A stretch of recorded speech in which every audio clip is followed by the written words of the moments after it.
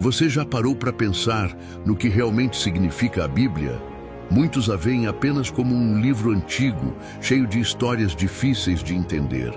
Mas e se eu te dissesse que a Bíblia é, na verdade, uma única narrativa que conecta o início de todas as coisas até o fim da história da humanidade? Neste vídeo, você vai percorrer comigo toda a Bíblia em apenas 50 minutos, do Gênesis ao Apocalipse. Vai descobrir por que Deus criou o mundo, como o pecado entrou na história, o que a cruz realmente significa e o que ainda está por vir. Mas aqui está o ponto mais importante. Essa não é apenas a história de Adão, Noé, Abraão, Moisés, Davi ou dos apóstolos. Essa é a sua história. Porque todo o plano de salvação que percorre a Bíblia inteira tem a ver comigo, com você e com o nosso futuro eterno. Então se prepare, porque nos próximos minutos você vai enxergar a Bíblia como nunca antes, clara, cronológica e revelando o coração de Deus em cada detalhe. No princípio, Deus criou os céus e a terra. Nada existia além dele, mas sua voz trouxe ordem ao caos. Haja luz, disse o Senhor, e a luz brilhou, rompendo a escuridão. Assim começaram os dias da criação. Em 6 dias, Deus separou mares e firmamentos, fez brotar árvores frutíferas, encheu os céus de estrelas, os rios de peixes e a terra de animais. Mas a coroa de toda a criação veio no 6º dia, o ser humano. Do pó da terra, Deus formou Adão e soprou em suas narinas o fôlego da vida. Depois da costela de Adão, formou Eva. Homem e mulher, criados à imagem e semelhança do Criador. Eles foram colocados no Jardim do Éden, um lugar perfeito, cheio de vida, beleza e abundância. No centro havia 2 árvores especiais, a árvore da vida e a árvore do conhecimento do bem e do mal. Deus lhes deu um mandamento simples. Poderiam comer de tudo, exceto do fruto dessa última. Obediência significava vida eterna, desobediência, morte, a queda. Mas a serpente, símbolo do inimigo de Deus, entrou no jardim e lançou dúvida no coração de Eva. É verdade que Deus disse que vocês não podem comer de nenhuma árvore? Eva respondeu, mas a serpente a contradisse. Certamente não morrerão. Seus olhos se abrirão e vocês serão como Deus. Eva viu que o fruto parecia agradável e desejável. Pegou e comeu. Adão também comeu. Nesse instante, a inocência foi perdida. A vergonha tomou conta e eles se esconderam de Deus. O Senhor chamou: Adão, onde você está? Não era uma pergunta sobre localização, mas sobre condição espiritual. O homem estava perdido. O pecado trouxe maldição. Dor, trabalho árduo, sofrimento e, por fim, a morte. Adão e Eva foram expulsos do Éden, longe da árvore da vida. Mas mesmo no juízo, Deus revelou graça, prometeu que um descendente da mulher esmagaria a cabeça da serpente. Era a primeira promessa de um Salvador. E para cobrir sua nudez, Deus lhes fez roupas de pele. Foi o primeiro sacrifício, apontando para o sangue que um dia seria derramado na cruz. O dilúvio. Com o tempo, a maldade humana cresceu. A terra se encheu de violência e corrupção. Deus decidiu julgar o mundo com um dilúvio, mas um homem encontrou graça: Noé. Deus ordenou que construísse uma arca imensa para salvar sua família e representantes dos animais. Enquanto o povo zombava, Noé obedeceu. Quando as águas vieram, choveu 40 dias e 40 noites. Tudo foi destruído, menos aqueles dentro da arca. Depois que as águas baixaram, Deus fez uma aliança com Noé e colocou o arco-íris no céu como sinal. Nunca mais destruiria a terra com um dilúvio, a Torre de Babel. Algum tempo depois, os homens decidiram construir uma torre que alcançasse os céus, símbolo de orgulho e autossuficiência. Mas Deus confundiu suas línguas e eles se espalharam pela terra. Assim nasceram os povos e nações. Em meio à dispersão da humanidade, Deus escolheu um homem para começar algo novo. Abraão, sai da tua terra e da tua parentela e vai para a terra que eu te mostrarei. Farei de ti uma grande nação, e em ti serão benditas todas as famílias da terra. Abraão obedeceu pela fé. A promessa se renovou em seu filho Isaque, depois em Jacó, cujo nome foi mudado para Israel. De seus 12 filhos nasceram as 12 tribos. Entre eles estava José, vendido como escravo, mas exaltado por Deus no Egito. No tempo da fome, ele salvou sua família e preparou o caminho para que Israel crescesse como um povo numeroso em terra estrangeira.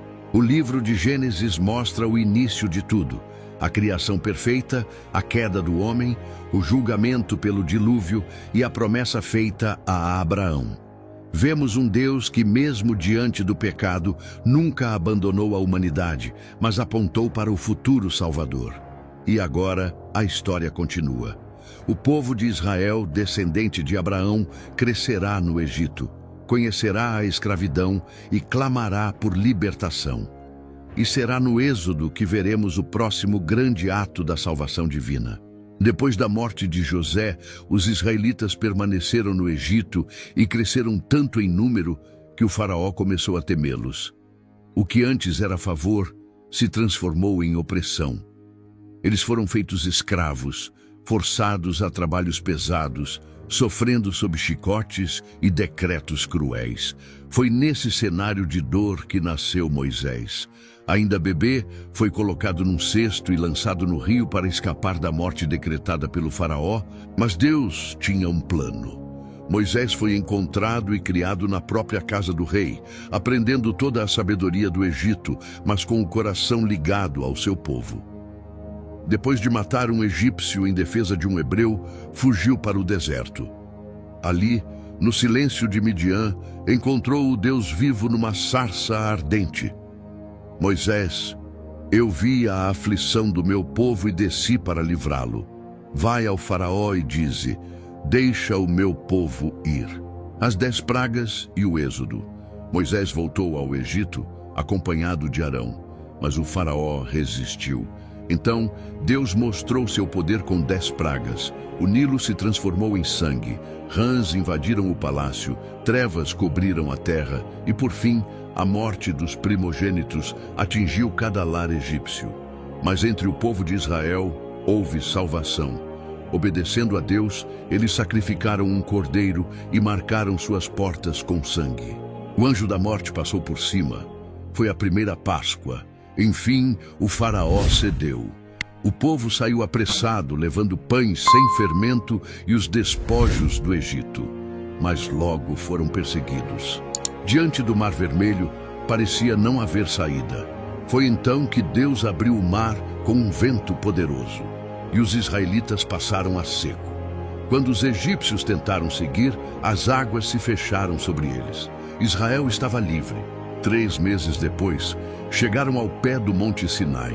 Ali, Deus desceu em meio a trovões e fogo e fez uma aliança com seu povo. Deu a Moisés as tábuas da lei, os 10 mandamentos, resumindo a vontade divina em princípios eternos: amar a Deus acima de tudo e viver em justiça com o próximo. Mas enquanto Moisés estava no monte, o povo fez um bezerro de ouro. Já no início, mostravam sua tendência à idolatria. Ainda assim, Deus se revelou misericordioso.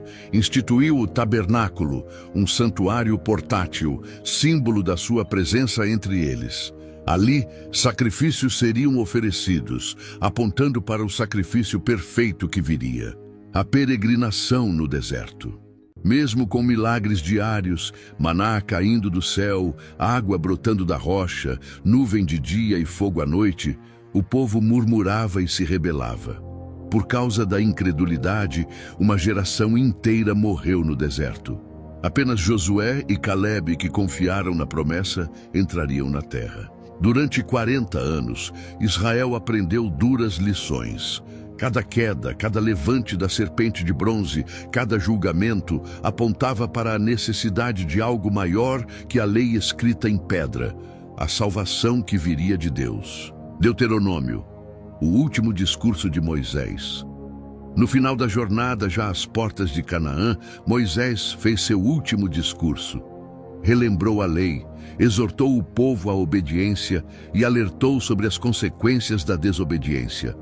Com palavras cheias de emoção, disse: "Põe diante de ti a vida e a morte, a bênção e a maldição.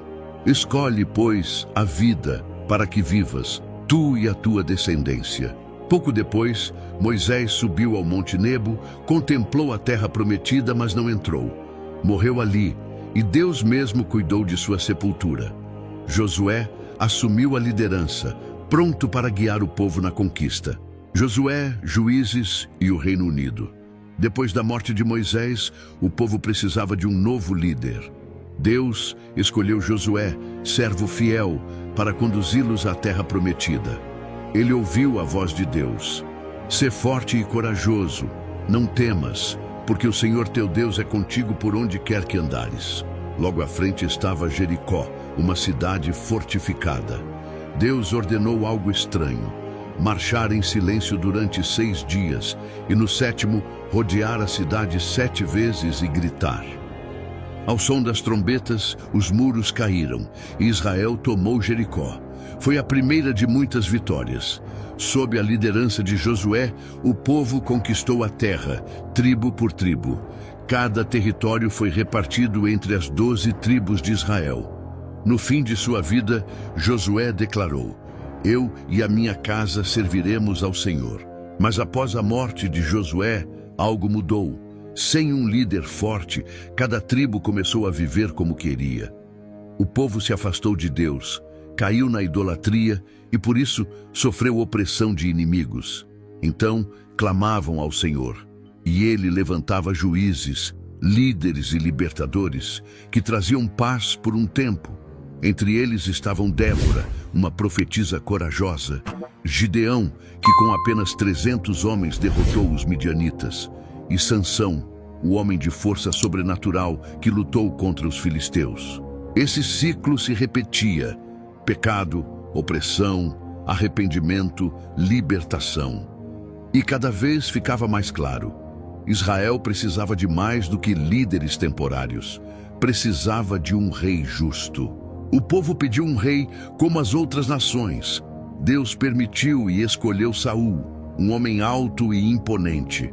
No início, parecia promissor, mas o coração de Saul se afastou. Sua desobediência levou Deus a rejeitá-lo como rei. Foi então que Samuel, o profeta, ungiu um jovem pastor chamado Davi, filho de Jessé. Ainda menino, Davi enfrentou o gigante Golias com apenas uma funda e 5 pedras. Enquanto todo o exército tremia, ele declarou: "Tu vem contra mim com espada e lança, mas eu vou contra ti em nome do Senhor dos Exércitos." A pedra voou e o gigante caiu. Israel vibrou e o nome de Davi se espalhou. O rei Davi. Davi cresceu e se tornou rei. Não foi perfeito, mas tinha um coração segundo o de Deus. Foi ele quem unificou Israel, conquistou Jerusalém e a tornou a capital. Escreveu salmos que até hoje inspiram fé e esperança, canções de lamento, gratidão e confiança. Mas Davi também enfrentou falhas graves, como o adultério com Batseba e o assassinato de Urias. Mesmo assim, quando confrontado, ele se arrependeu profundamente. Sua vida mostra que Deus não escolhe homens perfeitos, mas quebrantados. A promessa feita a Davi foi grandiosa. De sua descendência viria um rei eterno, cujo trono nunca teria fim: o Messias. Depois de Davi, seu filho Salomão subiu ao trono. No início, pediu sabedoria, e Deus o concedeu mais do que isso: riquezas e glória. Ele construiu o Templo de Jerusalém, tornando-se o ponto central da adoração a Deus. A fama de Salomão chegou a todas as nações. A rainha de Sabá viajou de longe para ouvir sua sabedoria. Ele escreveu Provérbios, Eclesiastes e Cantares, deixando um legado de conhecimento. Mas no final, o coração de Salomão se desviou. Suas alianças e ídolos estrangeiros enfraqueceram o reino. O brilho que começou tão forte se apagou, e após sua morte, Israel se dividiria em dois reinos: o do norte, Israel, e o do sul, Judá. O reino dividido, os profetas e o exílio. Depois da morte de Salomão, o reino glorioso começou a se fragmentar. Seu filho Roboão assumiu o trono, mas governou com dureza, recusando os conselhos de sabedoria. O resultado foi desastroso. 10 tribos do norte se rebelaram, formando o reino de Israel, com capital em Samaria, enquanto apenas Judá e Benjamim permaneceram fiéis a Jerusalém. Assim, Israel se dividiu em dois: o reino do norte e o reino do sul. No norte, reis maus se sucederam, levantando altares para ídolos e levando o povo à idolatria. No sul, alguns reis buscaram ao Senhor, mas muitos também se corromperam. Foi nesse tempo turbulento que surgiram os profetas, homens levantados por Deus para chamar o povo ao arrependimento e lembrar da aliança. Entre eles, Elias desafiou o rei Acabe e os profetas de Baal no Monte Carmelo. Diante do povo clamou: se o Senhor é Deus, sigam-no. Se Baal é Deus, sigam-no. O fogo do céu caiu sobre o altar de Elias, consumindo o sacrifício, e o povo reconheceu: o Senhor é Deus. Depois dele, Eliseu realizou milagres que mostravam a compaixão e o poder de Deus. Enquanto isso, Isaías anunciava a vinda de um Messias sofredor que traria paz. Jeremias alertava sobre o juízo que viria sobre Jerusalém. Oséias comparava o amor fiel de Deus a um marido que não abandona sua esposa infiel. Amós e Miqueias clamavam por justiça contra a opressão dos pobres. Cada profeta, com sua mensagem, apontava para a necessidade de arrependimento e para a esperança de um Salvador. A queda do Reino do Norte. Israel, o Reino do Norte, não deu ouvidos. Continuaram na idolatria, sacrificando até mesmo crianças aos deuses pagãos. Finalmente, em 722 a.C., os assírios invadiram e destruíram Samaria. As 10 tribos do norte foram espalhadas e nunca mais se reuniram como antes. Foi um choque. O povo que deveria ser luz para as nações havia se perdido em trevas. Em Judá, alguns reis ainda buscaram ao Senhor, como Ezequias e Josias. Mas, no geral, o povo se entregou à injustiça e idolatria. Deus enviou repetidos avisos por meio dos profetas, mas eles foram ignorados, perseguidos e até mortos. Então, em 586 a.C., veio o juízo.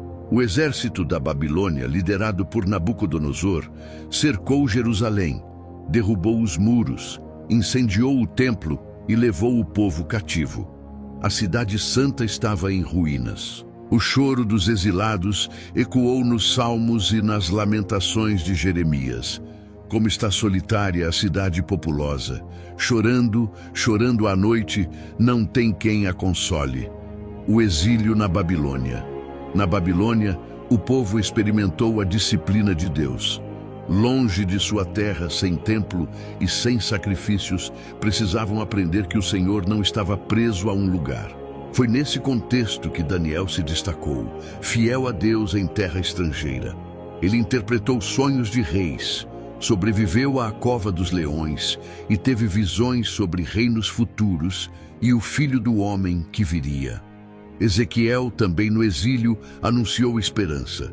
Deus daria ao seu povo um novo coração e um novo espírito. Mesmo no juízo, a promessa permanecia viva. Um dia, o povo voltaria e o Messias viria. O retorno. Depois de 70 anos, como havia profetizado Jeremias, os cativos começaram a retornar. Sob o decreto do rei Ciro, os judeus voltaram para Jerusalém. Esdras liderou a restauração espiritual. Neemias reconstruiu os muros e Ageu e Zacarias encorajaram o povo a não desistir. Mas mesmo após o retorno, algo estava claro. O coração humano ainda precisava de redenção. O templo foi reconstruído, os muros foram levantados, mas a promessa do Salvador ainda não havia se cumprido. Malaquias, o último profeta do Antigo Testamento, anunciou que Deus enviaria um mensageiro para preparar o caminho, e depois dele, silêncio. 400 anos sem profecia, até que uma nova voz ecoasse no deserto. Preparem o caminho do Senhor. O reino dividido e o exílio revelaram que mesmo quando o povo falha, Deus continua fiel. Os profetas anunciaram juízo, mas também esperança. A história caminhava para o clímax. A vinda de um Salvador que não apenas livraria Israel da escravidão política, mas toda a humanidade da escravidão do pecado. E assim, entramos no Novo Testamento, quando o silêncio de séculos é quebrado pelo choro de um bebê em Belém, Jesus Cristo, a promessa cumprida. Exílio e restauração. O povo de Deus havia sido levado para a Babilônia. Jerusalém estava em ruínas, o templo queimado, os muros destruídos. Para os judeus, isso era mais do que a perda de uma cidade. Era a sensação de terem perdido a presença de Deus. Junto aos rios da Babilônia, eles choravam ao lembrar de Sião. Muitos se perguntavam: será que Deus nos abandonou? Será que suas promessas falharam? Mas a resposta era clara: Deus não havia esquecido. O exílio não era o fim, mas parte de seu plano para corrigir, restaurar e preparar o povo para algo muito maior. Fiéis em terra estrangeira. Mesmo em meio ao cativeiro, alguns permaneceram fiéis.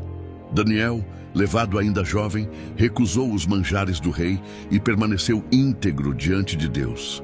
Ele interpretou sonhos, enfrentou a cova dos leões e recebeu visões sobre o futuro, incluindo o anúncio de um filho do homem que receberia um reino eterno.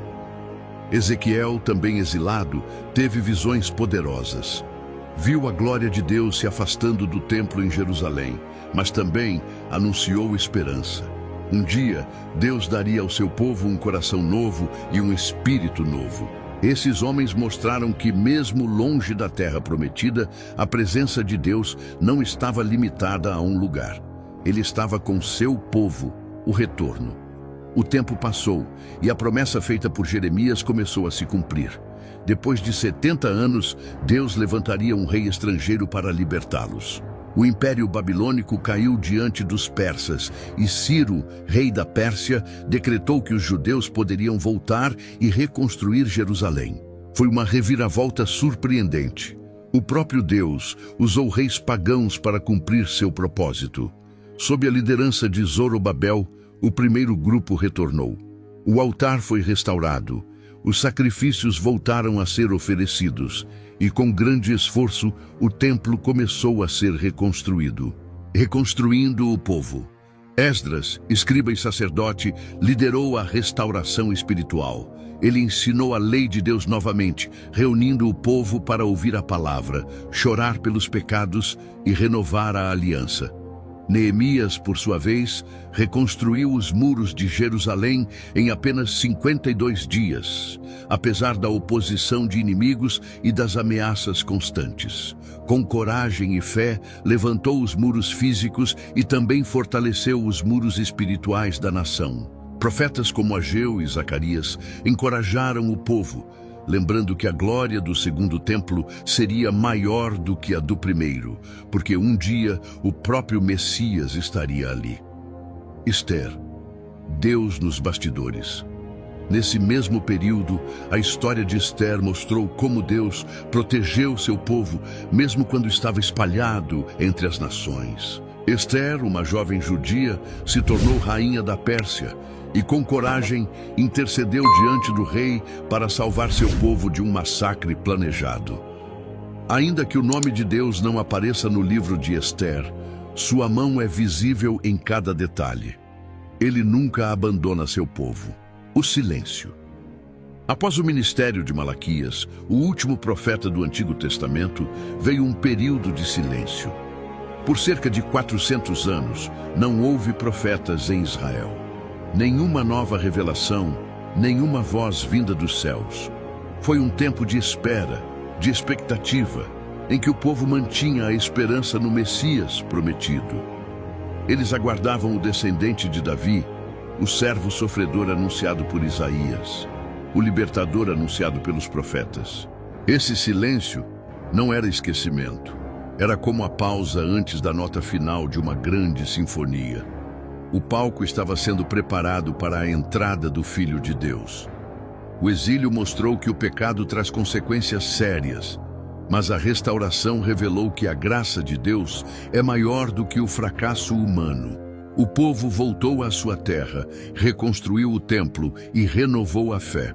Mas mesmo assim estava claro: sacrifícios de animais não eram suficientes, muros não garantiam fidelidade e reis humanos não traziam redenção eterna. Algo maior ainda estava por vir. E quando a plenitude dos tempos chegou, Deus rompeu o silêncio enviando seu Filho.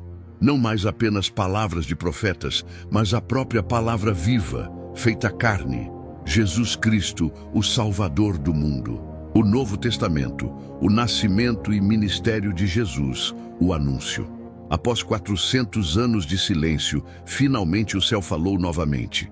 Um anjo apareceu a Zacarias, anunciando o nascimento de João Batista, o mensageiro que prepararia o caminho do Senhor. Logo depois, outro anjo, Gabriel, trouxe a maior notícia da história a uma jovem humilde chamada Maria, em Nazaré. Salve, agraciada, o Senhor está com você. Você conceberá e dará à luz um filho e lhe porá o nome de Jesus. Ele será grande e será chamado Filho do Altíssimo. José, seu noivo, pensou em abandoná-la em segredo, mas um anjo lhe apareceu em sonho e disse: Não temas receber Maria, pois o que nela foi gerado vem do Espírito Santo. Assim, no tempo determinado, o Filho de Deus entrou no mundo. Maria deu à luz em Belém, em uma manjedoura simples, porque não havia lugar para eles na hospedaria. O Rei dos Reis não nasceu em um palácio, mas em humildade. Pastores ouviram coros de anjos anunciando: Hoje, na cidade de Davi, vos nasceu o Salvador, que é Cristo, o Senhor. E magos do Oriente viajaram guiados por uma estrela, trazendo ouro, incenso e mirra, reconhecendo naquele menino o Rei prometido. O início do ministério. Jesus cresceu em sabedoria, estatura e graça. Quando chegou a hora, foi batizado por João no Rio Jordão. Ali, o Espírito Santo desceu sobre ele como pomba, e a voz do Pai declarou: Este é o meu Filho amado, em quem tenho prazer. Depois de ser tentado no deserto, Jesus iniciou seu ministério anunciando: Arrependam-se, pois o reino de Deus está próximo. Por 3 anos, Jesus caminhou pelas vilas e cidades de Israel, pregando, ensinando e curando. Curou cegos, paralíticos e leprosos. Deu ordem aos ventos e ao mar, e eles obedeceram. Multiplicou pães e peixes para multidões famintas. Ressuscitou mortos, como Lázaro, mostrando que tinha poder até sobre a morte. Mas mais impactante que os milagres eram suas palavras. Ele ensinava com autoridade, como quem realmente conhecia o coração de Deus. Suas parábolas falavam de sementes, campos e pescadores, mas revelavam verdades eternas. Ele mostrou que o reino de Deus não era apenas poder, mas também misericórdia, perdão e amor. Os discípulos. Jesus chamou 12 homens comuns para segui-lo: pescadores, cobradores de impostos e até um zelote. Eles não eram sábios aos olhos do mundo, mas foram transformados em colunas da futura igreja. Com eles, Jesus partilhou a vida, ensinando não apenas com palavras, mas com exemplo. Mostrou como servir lavando pés, como amar acolhendo crianças, como perdoar restaurando pecadores. Enquanto as multidões o seguiam, os líderes religiosos se incomodavam. Jesus denunciava a hipocrisia deles e mostrava que a verdadeira justiça vinha do coração, não apenas de rituais. Eles esperavam um Messias guerreiro, mas Jesus veio humilde, pregando amor aos inimigos e chamando ao arrependimento. Isso gerou oposição e conspirações para matá-lo. A revelação do Messias. Em Cesareia de Filipe, Jesus perguntou aos discípulos: "E vocês, quem dizem que eu sou?" Pedro respondeu: "Tu és o Cristo, o Filho do Deus vivo." Era a revelação que mudaria tudo. Jesus não era apenas um mestre ou profeta. Ele era o Salvador prometido desde o Éden, o descendente da mulher que esmagaria a cabeça da serpente. O nascimento e ministério de Jesus foram o cumprimento de séculos de promessas. Cada milagre, cada palavra e cada ato de compaixão revelavam o coração de Deus. Mas o clímax ainda estava por vir, pois Jesus não veio apenas para ensinar ou curar. Ele veio para dar a vida. E na próxima parte, veremos a razão central de toda a Bíblia: sua morte e ressurreição, o ponto decisivo do plano de salvação. A morte e ressurreição de Jesus, a última ceia. Na noite da Páscoa, Jesus reuniu os discípulos para uma refeição que mudaria o mundo. Tomou o pão, deu graças, partiu e disse: "Isto é o meu corpo, que é dado por vocês. Façam isto em memória de mim." Depois, tomou o cálice e declarou: "Este é o cálice da nova aliança no meu sangue, derramado em favor de muitos." Era a revelação de que todos os sacrifícios do Antigo Testamento apontavam para ele. Após a ceia, foram ao jardim de Getsêmani. Ali, Jesus orou com tamanha angústia que seu suor se transformou em gotas de sangue. "Pai, se possível, afasta de mim este cálice. Contudo, não seja como eu quero, mas como tu queres." Enquanto ele se submetia à vontade do Pai, Judas chegou com soldados, entregando-o com um beijo. O julgamento. Jesus foi levado diante do Sinédrio, depois diante de Pilatos. Foi acusado injustamente, zombado, açoitado e coroado com espinhos. O povo que antes gritava "Hosana", agora clamava "Crucifica-o." Pilatos lavou as mãos, mas autorizou a execução. O Cordeiro de Deus seria levado ao matadouro. A crucificação. No Gólgota pregaram suas mãos e pés na cruz. Enquanto a dor rasgava seu corpo, Jesus orava pelos inimigos. "Pai, perdoa-lhes, porque não sabem o que fazem." Sobre a cruz foi colocada a inscrição: Jesus Nazareno, Rei dos Judeus. A escuridão cobriu a terra por 3 horas. O véu do templo se rasgou de alto a baixo, mostrando que agora o acesso a Deus estava aberto. Com um brado final, Jesus declarou: "Está consumado", e entregou o Espírito. O Criador havia morrido pelo pecado da criatura. O inocente se entregou no lugar dos culpados. O preço estava pago. O corpo de Jesus foi colocado no túmulo emprestado de José de Arimateia.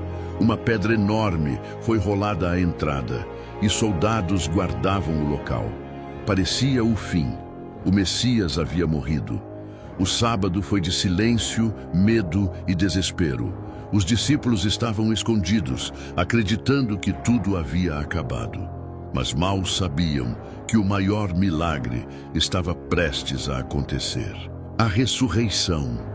No primeiro dia da semana, ao amanhecer, algumas mulheres foram ao sepulcro, mas encontraram a pedra removida e ouviram a mensagem do anjo: "Por que vocês procuram entre os mortos aquele que vive? Ele não está aqui, ressuscitou."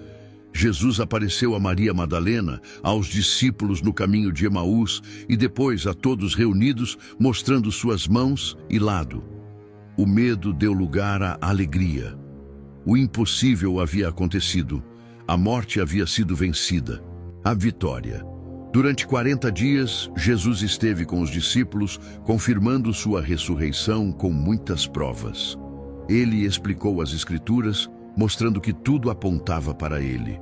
E antes de ascender ao céu, deixou uma ordem: "Vão e façam discípulos de todas as nações, batizando-os em nome do Pai, do Filho e do Espírito Santo. E eis que estou convosco todos os dias, até a consumação do século." A cruz não foi derrota, mas vitória. A ressurreição não foi apenas um evento, mas a garantia de vida eterna para todo aquele que crê. A morte e ressurreição de Jesus são o centro da Bíblia, o ponto em que toda a história converge. Desde o Éden, quando Deus prometeu um descendente que esmagaria a serpente, até os profetas que anunciaram o servo sofredor, tudo apontava para esse momento. Na cruz, o pecado foi derrotado. No túmulo vazio, a morte perdeu seu poder. E com a ressurreição, a esperança nasceu para toda a humanidade. Agora, a missão passaria aos discípulos e a igreja seria enviada ao mundo para anunciar que Cristo vive. A igreja primitiva e a expansão do Evangelho Pentecostes. Poucos dias após a ascensão de Jesus, cerca de 120 discípulos estavam reunidos em oração quando algo extraordinário aconteceu.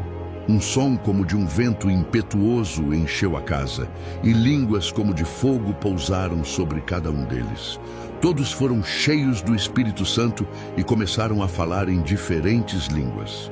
Era o Pentecostes, a promessa de Jesus se cumprindo. Pessoas de várias nações ouviram a mensagem em sua própria língua. Pedro, antes covarde, agora cheio de ousadia, levantou-se e pregou: Este Jesus, a quem vocês crucificaram, Deus o fez Senhor e Cristo. Naquele dia, cerca de 3.000 pessoas creram e foram batizadas. Nascia oficialmente a igreja. A igreja primitiva crescia rapidamente. Os cristãos se reuniam nas casas, partilhavam o pão, perseveravam na doutrina dos apóstolos e viviam em comunhão. Havia generosidade. Ninguém passava necessidade, pois todos dividiam o que tinham. Sinais e maravilhas confirmavam a mensagem. Pedro e João curaram um coxo à porta do templo, e a notícia se espalhou, atraindo ainda mais pessoas ao Evangelho. Mas junto com o crescimento veio a perseguição. Os líderes religiosos proibiram os apóstolos de falar em nome de Jesus, mas eles responderam: Antes importa obedecer a Deus do que aos homens. A perseguição e martírio. Estevão, cheio do Espírito, pregou com ousadia e se tornou o primeiro mártir. Apedrejado, clamou: Senhor, não lhes imputes este pecado. Entre os que aprovaram sua morte estava Saulo de Tarso, um perseguidor implacável. Ele arrastava cristãos às prisões, respirando ameaças de morte. Mas no caminho para Damasco, uma luz o cercou e ele caiu ao chão. Uma voz poderosa disse: Saulo, Saulo, por que me persegues? Era Jesus. Saulo, o perseguidor, se transformou em Paulo, o maior missionário da igreja. A expansão do Evangelho. Guiado pelo Espírito, Paulo iniciou várias viagens missionárias, levando o Evangelho a cidades da Ásia Menor, Grécia e até Roma. Ele enfrentou prisões, naufrágios, perseguições, mas nunca desistiu. Em cada lugar, fundava comunidades, pregava Cristo crucificado e deixava cartas de instrução. Suas cartas: Romanos, Coríntios, Gálatas, Efésios, Filipenses, Colossenses, Tessalonicenses e muitas outras, tornaram-se parte essencial do Novo Testamento. Elas explicam o Evangelho, ensinam sobre fé, graça, unidade e a vida cristã prática. Enquanto isso, outros apóstolos também espalhavam a mensagem. Pedro pregava com ousadia. João falava do amor. Tiago instruía sobre a fé acompanhada de obras. Cada carta era como uma bússola para a jovem igreja. A força em meio à fraqueza. A igreja enfrentava a perseguição constante do Império Romano. Cristãos eram lançados às arenas, queimados vivos ou crucificados. Mas, em vez de destruir a fé, a perseguição só a fortalecia. O sangue dos mártires se tornou semente, e o Evangelho continuou a se espalhar. Homens e mulheres comuns testemunhavam de Cristo com coragem impressionante. Em cada lar, mercado e cidade, a mensagem se multiplicava: Jesus Cristo é Senhor. Os apóstolos ensinaram que a igreja não era apenas uma instituição, mas o corpo de Cristo na terra. Cada crente era um membro, com dons e funções diferentes, mas unidos em amor. O Espírito Santo distribuía dons. Uns ensinavam, outros profetizavam, outros serviam. Tudo para a edificação do corpo. Eles celebravam a ceia do Senhor, batizavam novos convertidos e viviam na expectativa da volta de Cristo. O livro de Atos e as cartas apostólicas mostram que a igreja nasceu pelo poder do Espírito, cresceu em meio à perseguição e se espalhou até os confins da terra. O Evangelho deixou de ser apenas para Israel e alcançou todas as nações. O que começou em Jerusalém se tornou um movimento mundial, cumprindo a promessa feita a Abraão. Em ti serão benditas todas as famílias da terra. Mas a história ainda não terminou. O último capítulo da Bíblia aponta para o futuro, a volta gloriosa de Cristo e a restauração final de todas as coisas. Apocalipse, a volta de Cristo e o novo céu e nova terra. A revelação a João. Já idoso, o apóstolo João foi exilado na ilha de Patmos.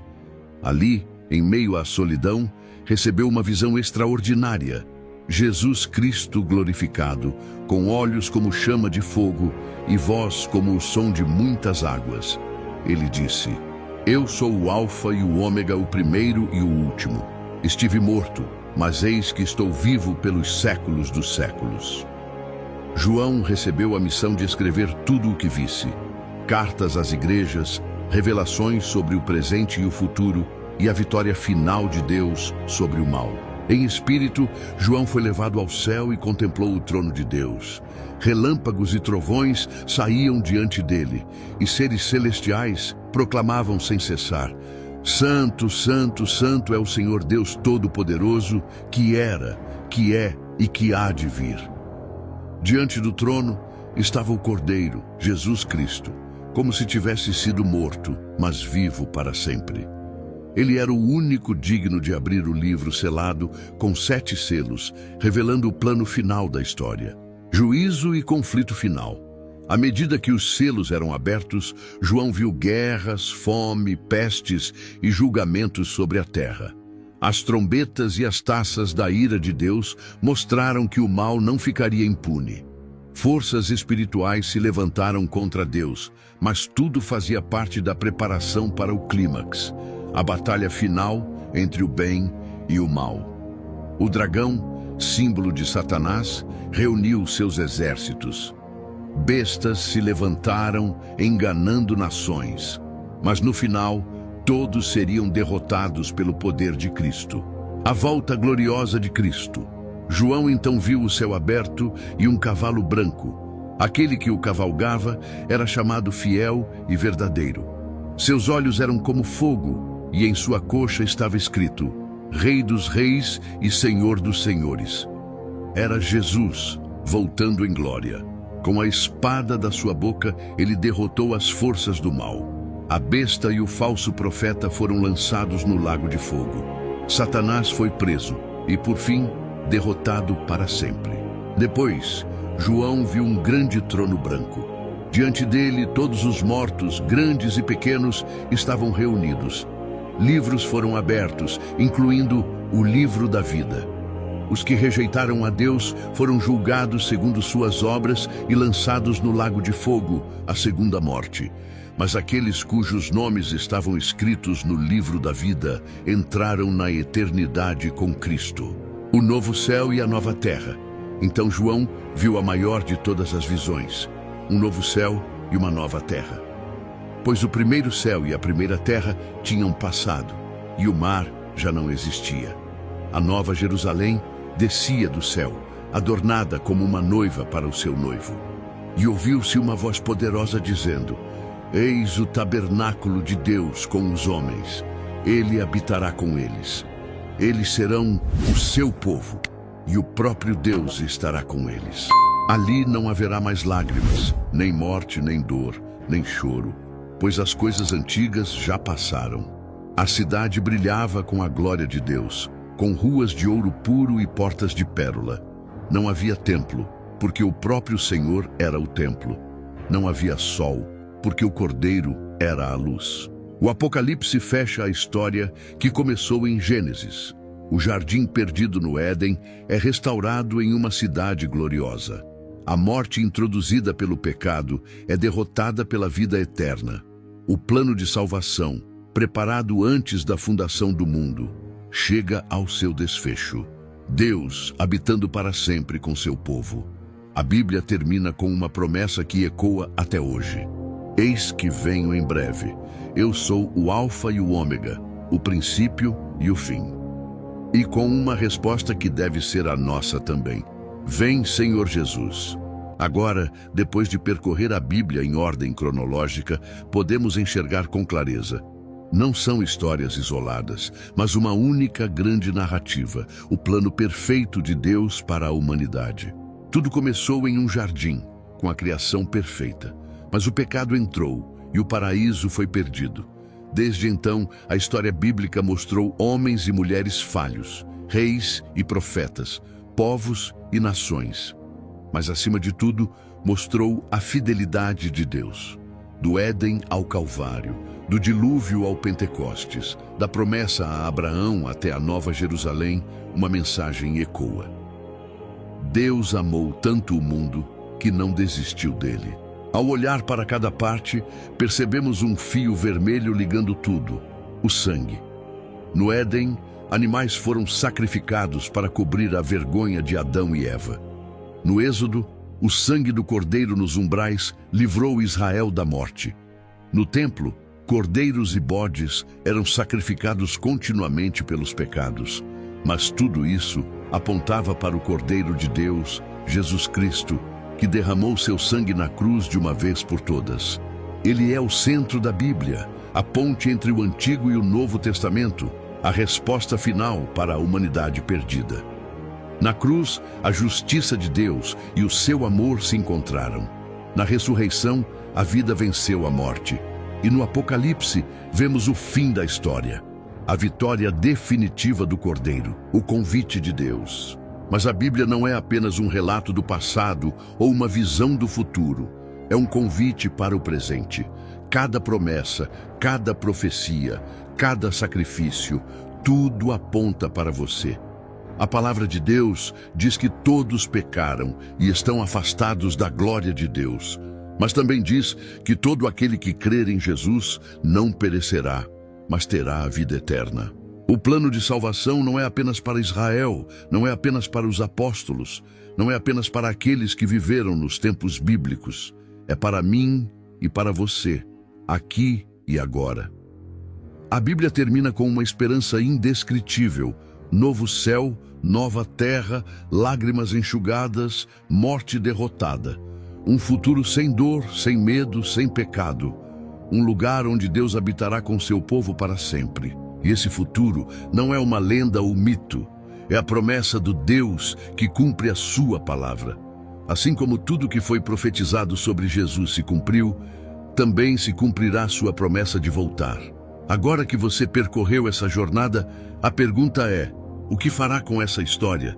Não basta apenas conhecê-la, é preciso decidir. A Bíblia não é apenas um livro para ser entendido, mas uma mensagem para ser vivida.